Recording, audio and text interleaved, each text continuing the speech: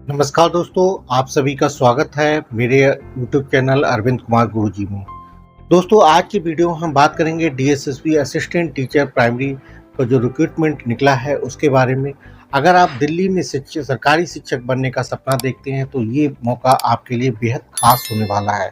दिल्ली अधीनस्थ सेवा चयन बोर्ड यानी डीएसएसबी के द्वारा सरकारी नौकरी पे प्राइमरी टीचर्स की भर्ती करने जा रही है। ये दिल्ली सरकार के अंतर्गत जो प्राइमरी स्कूल चल रहे हैं उसमें भर्ती होने का एक सुनहरा मौका है। और न केवल दिल्ली सरकार बल्कि दिल्ली में जो एमसीडी के द्वारा जो स्कूल संचालित है उन विद्यालयों में इन प्राइमरी टीचर्स की भर्ती होने जा रही है। तो उसी विज्ञापन के बारे में हम विस्तार से आप लोगों के साथ आज डिस्कस करेंगे। उससे पहले हम इसकी कुछ इंपॉर्टेंट डेट्स हैं उसके बारे में बात कर लेते हैं। उसके बाद में हम इसके पेपर सिलेक्शन से की प्रक्रिया कैसी होगी, पेपर पैटर्न क्या होगा, उन सब के बारे में भी विस्तार से बात करेंगे। तो इम्पॉर्टेंट डेट्स, एप्लीकेशन शुरू होने की बात करें तो 17 सितंबर 2025 से इसके ऑनलाइन आवेदन शुरू हो जाएंगे। लास्ट डेट का ध्यान रखिएगा, 16 अक्टूबर जो है आपकी लास्ट डेट रहने वाली है। ठीक है, तो 17 सितंबर 2025 से ऑनलाइन आवेदन शुरू होंगे और 16 अक्टूबर 2025 इसकी लास्ट डेट रहने वाली है।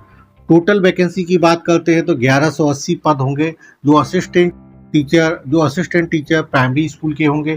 ठीक है, इसमें 125 पद जो है वो आपके जो दिल्ली के एमसीडी स्कूल हैं यानी कि वहाँ की जो महानगर पालिका के द्वारा जो प्राइमरी स्कूल संचालित है, 125 वैकेंसी जो है उसकी है। बाकी जो वैकेंसी है असिस्टेंट टीचर प्राइमरी स्कूल की वो दिल्ली सरकार द्वारा जो संचालित विद्यालय हैं उनकी लिए। ठीक है, अब बात कर लेते हैं क्वालिफिकेशन क्या है, योग्यता क्या चाहिए। तो इसके लिए जो योग्यता है वो 12th के बाद में अगर आपने डीएलएड का कोर्स कर रखा है या बीएलएड कर रखा है आपने, ठीक है, मतलब 12th पास करने के बाद डीएलएड या बीएलएड या ग्रेजुएशन पास करने के बाद अगर आपने डीएलएड या बीएलएड कुछ कर रखा है तो आप इसके लिए एलिजिबल हैं। कंडीशन ये है कि आपके पास सीटेट पास होना चाहिए, प्राइमरी वाला यानी पेपर फर्स्ट जो सीटेट का पेपर होता है वो प्राइमरी वाला अगर आपने पास कर रखा है तो आप इसके लिए एलिजिबल हैं। मतलब आपने डीएलएड का डिप्लोमा है आपके पास या बैचलर ऑफ एलिमेंट्री एजुकेशन का कोई कर रखा है आपने 4 साल का कोर्स, तो आपके इसके लिए एलिजिबल हैं। सीटेट पास होना कंपलसरी है, विदाउट सीटेट वाले इसमें एलिजिबल नहीं है।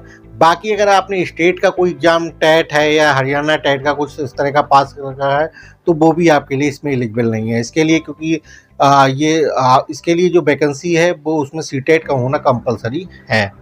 ठीक है, एज की बात करते हैं तो 18 से 30 साल तक के लोग इसमें आवेदन कर सकते हैं। मिनिमम 18 साल हो, मैक्सिमम 30 साल हो। ठीक है, एज की गणना की बात करते हैं 16 अक्टूबर 2025 रहने वाली है। ठीक है, मैक्सिमम एज में जो रिजर्वेशन कैटेगरी वाले लोगों को है वो छूट मिलेगी, लेकिन वो केवल दिल्ली के मूल निवासियों के लिए ही है। अदर स्टेट की जो भी कैंडिडेट हैं उनकी एज का क्राइटेरिया 30 साल ही रहेगा।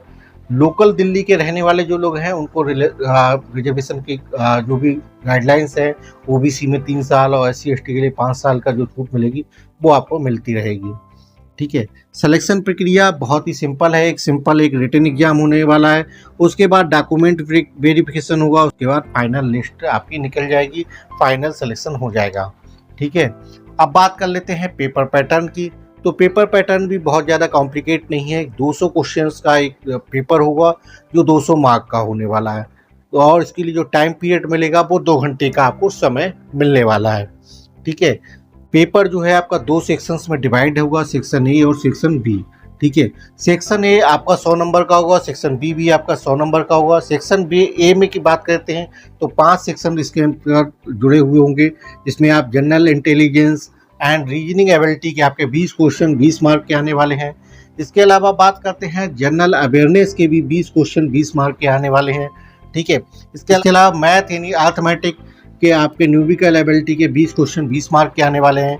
इंग्लिश लैंग्वेज और हिंदी लैंग्वेज दोनों के आपके 20 नंबर के क्वेश्चन 20 नंबर के आपके क्वेश्चंस आने वाले हैं। ठीक है, तो टोटल आपका 100 क्वेश्चंस आपका इस तरह का आएगा, 100 मार्क का रहने वाला है। ठीक है, तो ये तो हो गया आपका जनरल पेपर। इसके बाद सेक्शन बी जो है उसमें आपकी टीचिंग मेथोडोलॉजी यानी पेडोलॉजी मेथोडोलॉजी जो होता है इसमें उससे संबंधित आपके 100 क्वेश्चंस आएंगे, 100 मार्क के होंगे। ये 100 क्वेश्चन भी आपके ये 100 क्वेश्चंस भी आपके एमसीक्यू बेस्ड होंगे, यानी मल्टीपल चॉइस के क्वेश्चंस होंगे। ठीक है, तो टोटल इन दोनों सेक्शन के लिए आपको जो समय मिलेगा वो 2 घंटे का समय मिलेगा। टोटल दोनों का जो पेपर का टोटल होगा वो आपका 200 मार्क का होगा। इन्हीं 200 मार्क के आधार पे ही आपकी मेरिट बनेगी।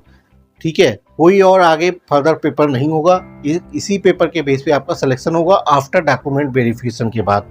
ठीक है, अब आवेदन शुल्क की बात करते हैं तो जनरल, ओबीसी और ईडब्ल्यूएस कैटेगरी के लोगों के लिए मात्र 100 रुपये की फीस रखी गई है। वहीं एससी, एसटी और हैंडीकैप्ड कोई कैटेगरी के है या महिला किसी भी कैटेगरी की है, चाहे वो जनरल की हो या ओबीसी की हो, उन सबको लिए जो है फीस मुक्त रखा गया है, यानी उनसे कोई भी फीस चार्ज नहीं की जाएगी। ये बड़ी अच्छी बात है डीएसएसबी के द्वारा।